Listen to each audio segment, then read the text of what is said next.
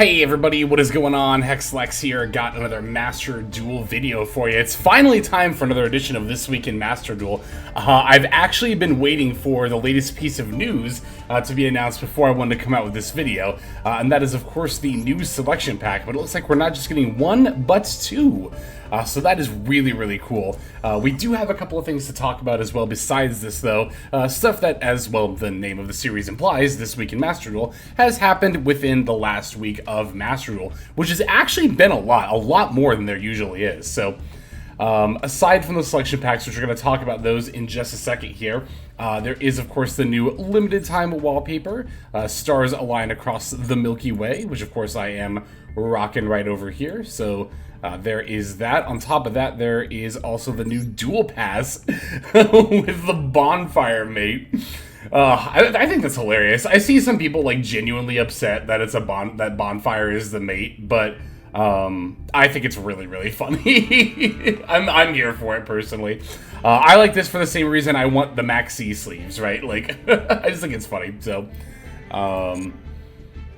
there is that. There is also, I don't know if they're going to talk about it here in notifications. It kind of doesn't look like they are. But one of the biggest new things is this right here.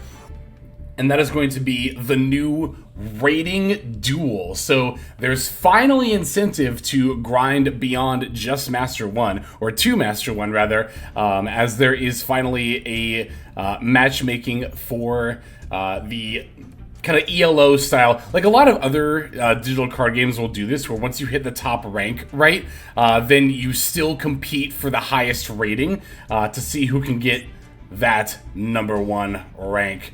Now, does this mean a lot outside of bragging rights? As of right now, no, it doesn't actually mean much at all outside of bragging rights, but I, for one, am totally down to play for bragging rights. That's definitely enough for me personally. But also, like, I'm just glad to actually have a reason to get to Master 1. This is an issue that, like, is pretty well known, is that, you know, before the rating duel system, right, there wasn't really any incentive to try that hard in Master 1, because you could just, you would never rank it down from it, right? So, when it comes to, like, getting actually, like, good games in, you know, it was a little difficult beforehand, and as, like, a content creator, that actually presented a pretty unique struggle, where I especially had no incentive really to reach Master 1. I mean, if you look over, actually, I always forget what menu it's in. I think it's over here, but like, if you look over here, whatever screen shows you, I think it's under replays actually, whatever screen shows you how many times you've hit, or what ranks you've hit each season. No, I thought it was there. Okay, well, never mind.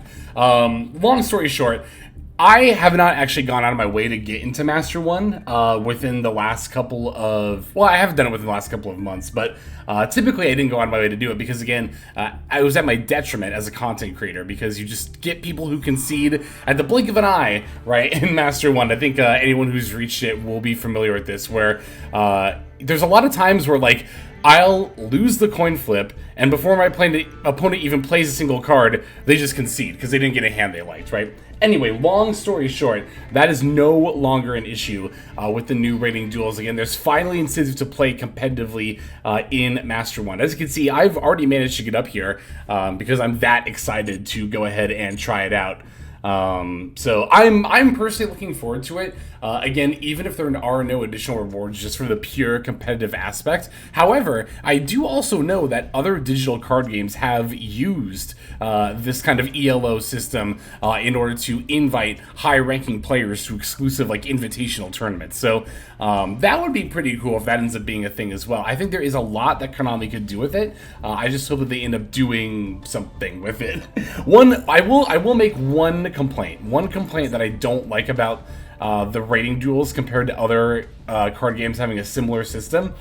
Other card games will assign you a rating based on your win rate up to, like, from your climb, not just within, like, the rating duels, right? So that would have been nice, because not to toot my own horn or anything, we'll actually talk about this more in, I think it's tomorrow's video, but toot, I actually had a really high win rate getting up to the Master 1 rank and rating duels. So I do kind of wish I would have played into at least part of it, but again, I won't complain too much because this is something that I've been waiting for quite some time, and I know a lot of people have as well. All right, let's get down to what you're really here for, and that is going to be the new selection pack. So we're getting two, as I mentioned before. There are two new selection packs available July 10th. Additional packs, Eternal Partners. Yubel, the Living Defender, is here with the new look. Also, look out for the new Centurion Forces, the Magispector with new cards, and Starslayer Typhoon Sky Crisis, which is powerful even on its own. So, yeah, the featured theme introduction is going to be Centurion. I guess Yubel technically was already in the game, even though it wasn't a dedicated archetype, but that is effectively another new archetype coming in. And, of course, Magispector getting that follow-up support as well. So, Yubel is definitely one that a lot of people have been very eagerly anticipating.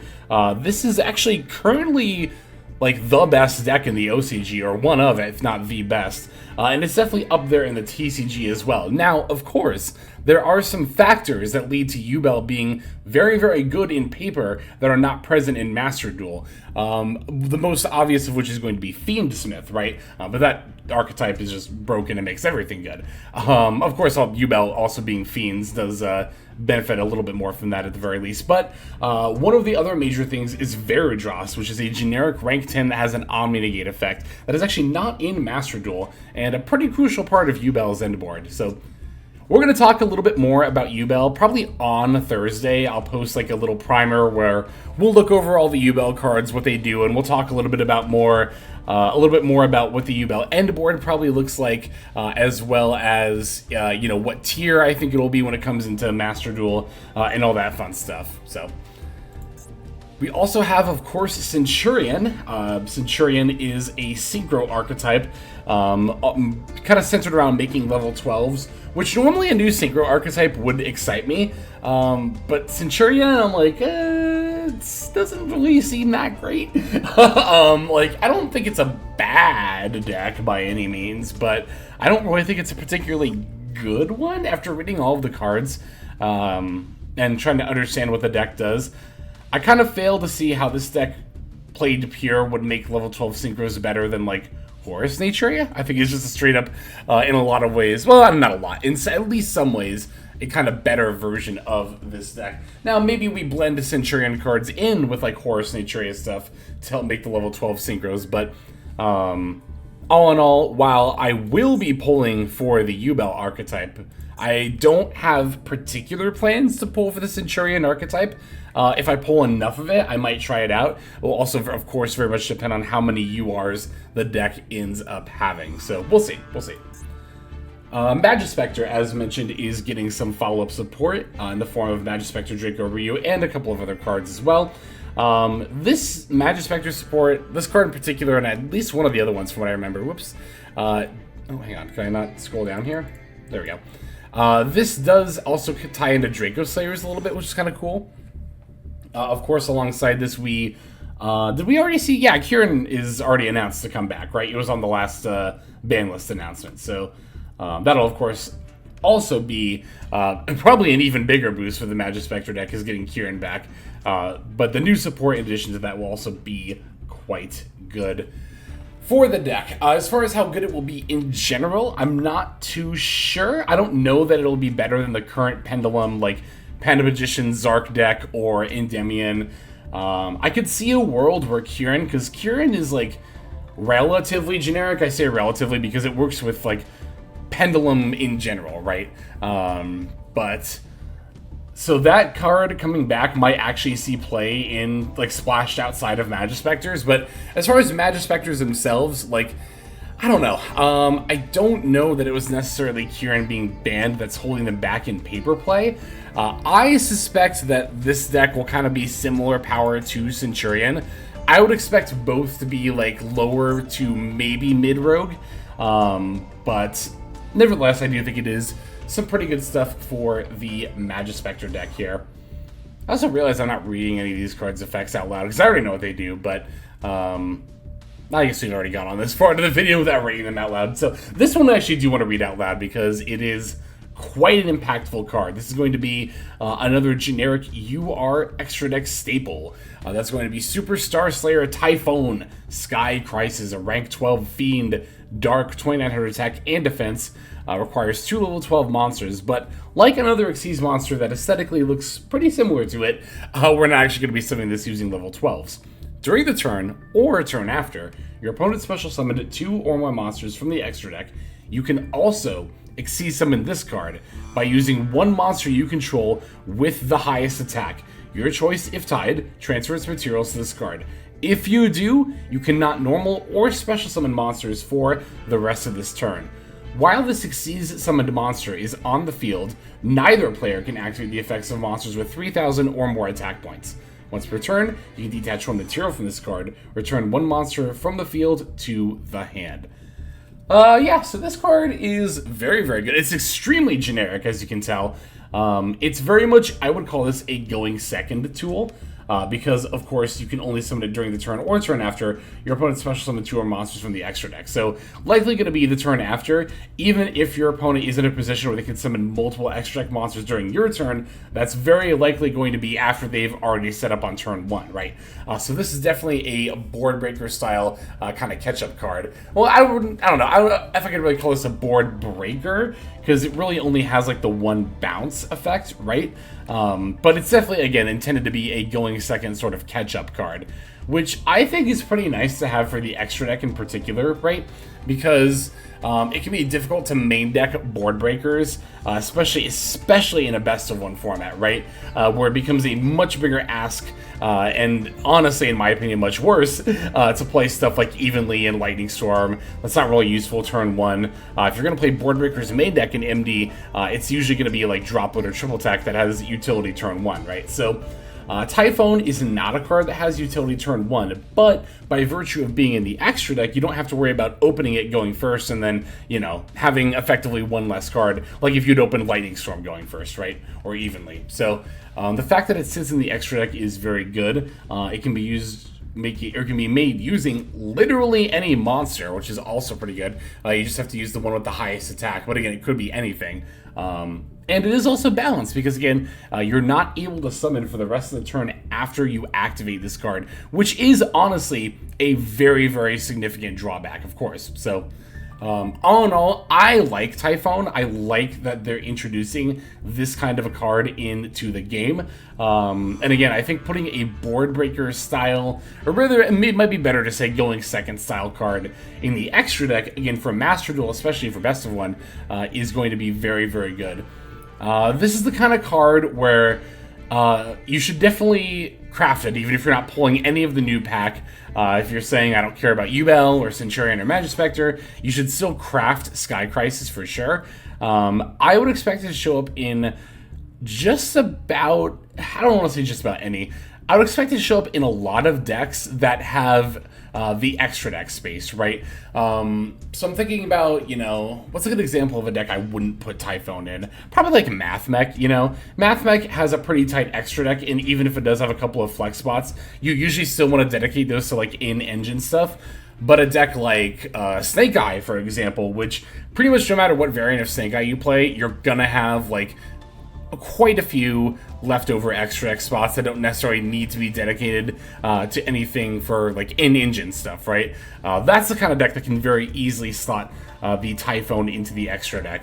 Again, particularly any deck that does not always utilize its full extra deck. If your extra deck has like, I'd say maybe 2 to 3 flex spots that you're not like particularly concerned about what's in there, you can very easily slot Typhone into one of those slots, and then you're good to go, which is a lot of decks in the meta. So yeah, again, while this is going to be a UR staple, I think this is a pretty good one, so I'm all for it. Alright, Iron Thunder is the last announced counter trap. This one's also generic, so I'll also read this one out. It is a counter trap that says when a spell, trap card, or monster effect is activated on the field, pay half your life points, negate the activation, and if you do, destroy that card. Then, destroy any other cards in the same column the destroyed card was in that are in monster zones or spell and trap zones. So, this is another very, very interesting card. This is effectively Solemn Judgment. They both negate spell or trap cards. This one actually negates monster effects, though, and not summons, which actually, in my opinion, makes it better than Solemn Judgment. I do feel like that the summon restriction is a little I don't want to say strict, because it's really not at all, but I would rather negate monster effects than monster summons, for sure. Because a lot of monsters have effects that activate, you know, in the graveyard or in the hand, or as a spell speed 1 effect after they've already been summoned, so... of course, being able to negate spell and trap cards both cost half your life points. This one does have another upside, though, in that it can destroy all other cards in the same column. So... this card is good. I'm definitely not denying that, but I wouldn't expect to see it, like, as often in Master Duel as you would in, like, paper play, right? Or really in best of 3 play. Again, the main difference comes down to best of 1 versus best of 3. Whereas I talked just earlier about Lightning Storm and Evenly being going second cards, this is very much a going first card. What I mean by that is that, you know, if you go second and open this card is, like, effectively going to be dead pretty much the entire game, right? Like, sure, on your turn 2, you could set this, but, like, let's be real, in Modern Yu-Gi-Oh!, if you're playing an average combo deck, you're probably looking to end the duel on turn 2, and even then, you know, you could set this, sure, but to stop what? Your opponent's follow-up play? You certainly can't use it to stop any of the cards that are currently on their board. So I do think there is that kind of, like, it's why you don't see Solemn Judgment in, like, any deck, like, just any deck in Master Duel, right? Like, it seems like a very powerful kind of, and it is a very powerful counter trap, but there are a very specific kind of deck style that wants that effect in a best of 1 that badly, right? And again, we're going second cards again, or more like Evenly Lightning Storm. This Iron Thunder and Solemn Judgment are more like going first cards. So, I don't know. While I would consider this a UR staple, like, I don't have any particular plans to, like, craft or pull for this. If I pull some copies, I will still hold on to them, because again, there are decks out there that it's good in, and moreover, when, because this will be an inevitability, I feel like, when I'm playing in a tournament that requires side decking, this is definitely a good side deck card to think about, right? You can just slot this in because, again, being a going first card in best of 3, if you are knowing for sure that you are going to go first, yeah, you can just slot in 3 of these, and then you are adding another Omni that's also a counter trap to your end board effectively. So very, very good stuff.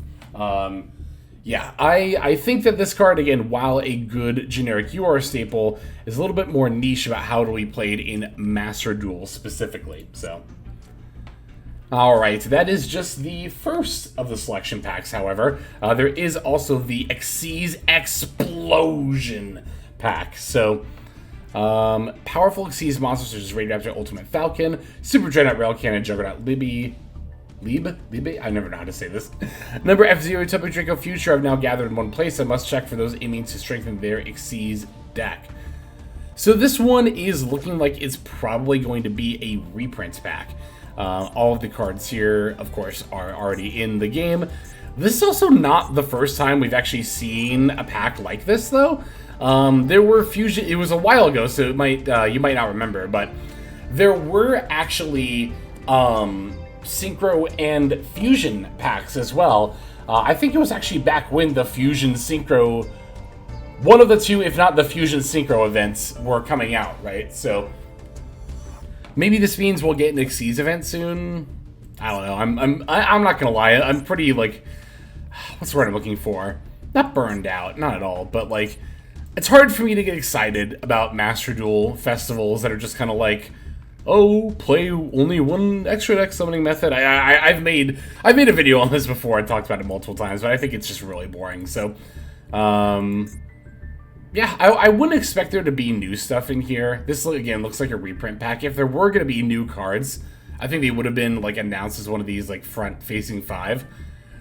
It would be very interesting if Veridros, the rank 10 that I was talking about before, that's used in Yubel, if that was just, like, randomly thrown in this pack, that would actually be insane. One, for releasing a card that way, and two, it would actually...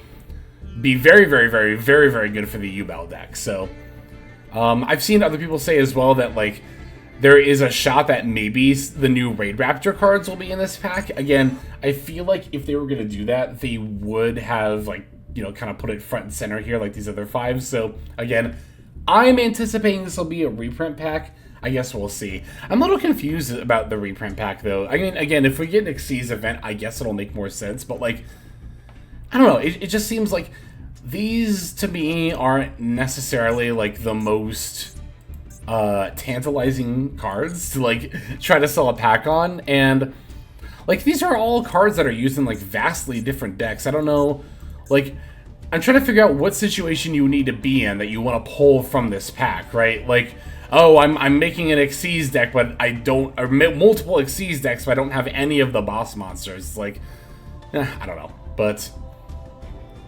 all in all, I'm definitely looking forward to this pack a lot more. I guess we'll see what is in the rest of this pack, if there is any new stuff. But if it is just a reprint pack, then I'm definitely going to skip this one for sure.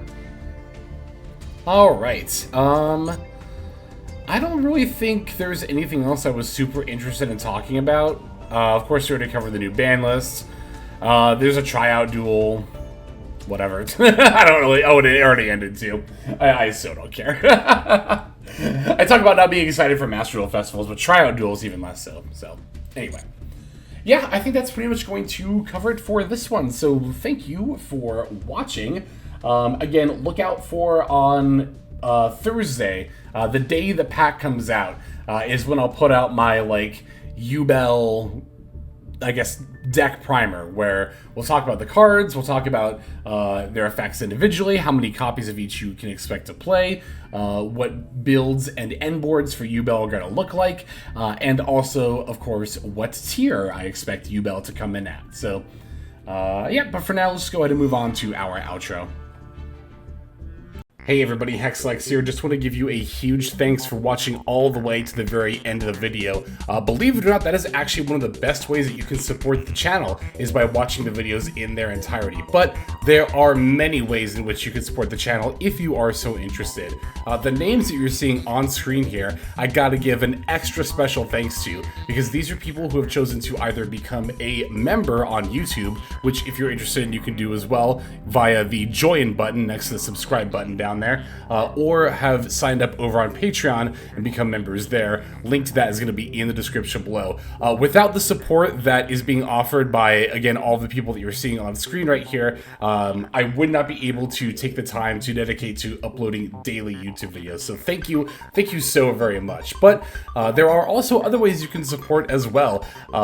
Again, link to the description below. If you like my deck tracker that you'll see in a lot of my videos, the Untapped Companion, you can download that for free, and if you use my affiliate link down there, then that also goes a long way towards supporting the channel. That's, again, free. So is subscribing here on YouTube. That's also free and a huge way to support. You can also check out Twitch, once again linked in the description below. Following and subscribing over there will not only support as well, but also give you notifications of when I go live if you want to catch some of the live streams. But really, no matter how you choose to support, it all adds up, and it all definitely means the world. So thank you, each and every one of you. For now, this is Hexlex. I'm going to be signing out, but more than that, I'm hoping that you have a fantastic day.